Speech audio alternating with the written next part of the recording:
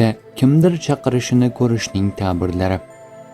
Agar tushda sizni tanish inson chaqirayotganini ko'rsangiz, u odam bilan bog'liq xabar yoki uchrashuv bo'lishi mumkin. Ba'zan bu siz uni sog'ingan bo'lishingizni ham bildiradi. Bordi tushingizda noma'lum begona odam chaqirsa, hayotingizda yangi bosqich, o'zgarish yoki kutilmagan voqea yuz berishi ehtimoli bor.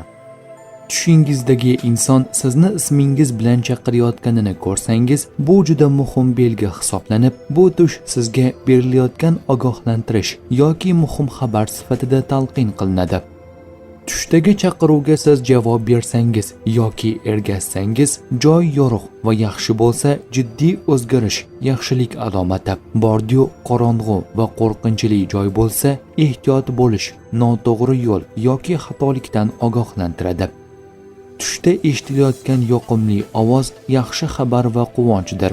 Uning aksi qo'rqinchli yoki vahimali bo'lsa, ichki xavotir yoki tashqi bosim belgisi hisoblanadi. Tush ko'ruvchi tushida o'lgan inson uni chaqirayotganini ko'rsa, u yaxshi gaplar gapirsa, duoga ehtiyoj bor yoki sizga nasihat berayotgan bo'lishi mumkin.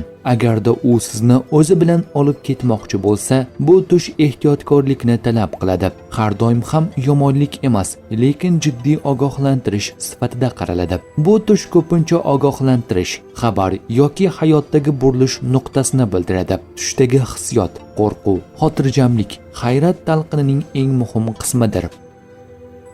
Tush ta'birlari bashorat emas, barcha narsani bilguvchi zot yagona Allohdir.